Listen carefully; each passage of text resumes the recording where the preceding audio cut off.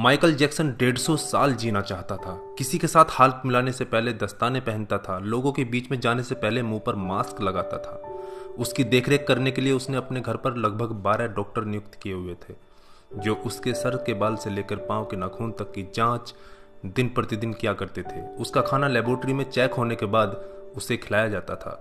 उसको व्यायाम कराने के लिए 15 लोगों को रखा हुआ था। माइकल जैक्सन अश्वेत था। उसने 1987 में प्लास्टिक सर्जरी करवाकर अपनी त्वचा को गोरा बनवा लिया था। अपने काले माँ बाप और काले दोस्तों को भी उसने छोड़ दिया।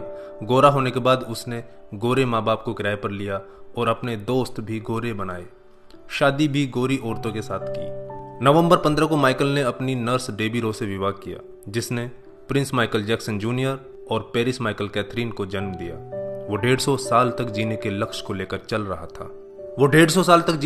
लेकर चल रहा था। हमेशा ऑक्सीजन वाले बेड पर सोता था। उसने अपने लिए अंगदान करने वाले डोनर भी तैयार कर रखे थे, जिन्हें वह खर्चा देता था ताकि समय आने पर उसे किडनी, फेफड़े, आंखें, किसी भी शरीर के अंग की जरूरत पड़े तो वह उनको आकर दे दें। उसको लगता था कि पैसे और अपने रसूख के बदौलत मौत को भी चकमा दे सकता है, लेकिन वह गलत साबित हुआ। 25 जून 2009 को उसके दिल की धड़कन रुकने लगी। उसके घर पर 12 डॉक्टर्स की मौजूदगी में हालत काबू में नहीं आई। सारे शहर के डॉक्टर उसके घर पर जमा हो गए, वह भी उसे नहीं बचा पाए। उसने 25 साल तक बिना डॉक्टर से पूछे कुछ नहीं खाया था। अंत समय में उसकी हालत बहुत खराब हो गई थी।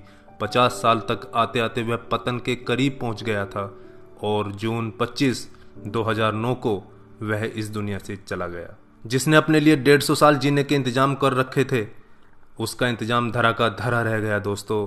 जब उसकी बॉडी को पोस्टमार्टम हुआ तो डॉक्टर ने बताया कि उसका शरीर हड्डियों का ढांचा बन चुका था। उसका सिर गंजा था, उसकी पसलियां, कंधे, हड्डियां टूट चुके थे।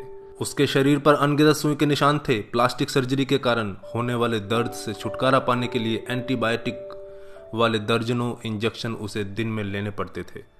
माइकल जैक्सन की अंतिम यात्रा को लगभग 2.5 अरब लोगों ने लाइव देखा था। यह अब तक की सबसे ज्यादा देखी जाने वाली लाइव ब्रॉडकास्ट है। माइकल जैक्सन की मृत्यु के दिन यानी 25 जून 2009 को 3:15 पर विकिपीडिया, ट्विटर और इंस्टा मैसेंजर सभी क्रैश हो गए थे। उसकी मौत की खबर का पता चलते ही गूगल पर 8 लाख लोगों ने माइकल जैक्सन को सर्च किया।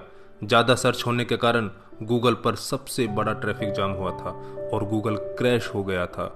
2.5 घंटे तक गूगल काम नहीं कर पाया था। मौत को चकमा देने की सोच रखने वाले हमेशा मौत से चकमा खा जाते हैं दोस्तों। कुल मिलाकर सार यही है कि बनावटी दुनिया के बनावटी लोग कुदरती मौत की बजाय बनावटी मौत ही मरते हैं। क्यों करते हो गुरूर अपने 4 दिन के ठाठ पर? मुट्ठी भी खाली रहेगी जब पहुंचोगे घाट पर। क्या हम builders, interior designers, caterers, decorators के लिए कमा रहे हैं दोस्तों? हम बड़े बड़े कीमती मकानों और बेहद खर्चीली शादियों से किसे इंप्रेस करना चाहते हैं? क्या आपको याद है कि 2 दिन पहले किसी की शादी में आपने क्या खाया था?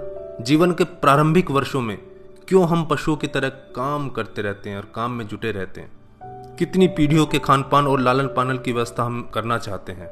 हम में से अधिकांश लोगों के 2 बच्चे हैं, बहुत का तो सिर्फ एक ही बच्चा है। हमारी जरूरत कितनी है और हम कितना पाना चाहते हैं, इसके बारे में जरा सोचिए।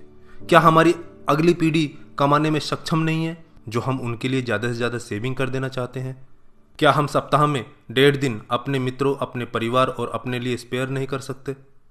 क्या आप अपनी मासिक आय का 5% अपने आनंद के लिए, अपनी खुशी के लिए खर्च करते हैं? सामान्यतः जवाब नहीं में ही होता है। हम कमाने के साथ साथ आनंद भी क्यों नहीं प्राप्त कर सकते दोस्तों?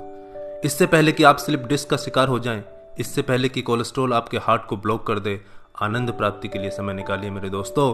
हम किसी प्रॉपर्टी के मालिक नहीं होते, सिर्फ कुछ कागजातों, कुछ दस्तावेजों पर अस्थायी रूप से हमारा नाम लिखा होता है। अगर भगवान ऊपर है तो वो हमें देखकर हंसता होगा। वो सोचता होगा कि हम कैसी कैसी बातें करते हैं जब हम कहते हैं कि मैं इस जमीन के टुकड़े का मालिक हूं। किसी के भी बारे में उसके शानदार कपड़े और बढ़िया कार देखकर राय कायम मत कीजिए। हमारे महान गणित और विज्ञान के शिक्षक स्कूटर पर ही आया जाया करते थे। धनवान होना गलत बात नहीं है, लेकिन सिर्फ धनवान होना गलत है। आइए जिंदगी को पकड़ें इससे पहले कि जिंदगी हमको पकड़ ले। एक दिन हम सब जुदा हो जाएंगे, तब अपनी बातें, अपने सपने हम बहुत मिस करेंगे। दिन, महीने, साल गुजर जाएंगे, शायद कभी कोई संपर्क नहीं रहेगा, एक रोज हमारी बहुत पुरानी तस्वीर देखकर हमारे बच्चे हमसे पूछेंगे कि तस्वीर में ये दूसरे लोग कौन हैं। तब हम मुस्कुराकर अपने अदरस आंसुओं के साथ बड़े फक्र से कहेंगे, ये वो लोग हैं जिनके साथ मैंने अपने जीवन के बेहतरीन दिन गुजारे थे। मेरे दोस्तों, जीना सीखिए। धन्यवाद। जय हिंद।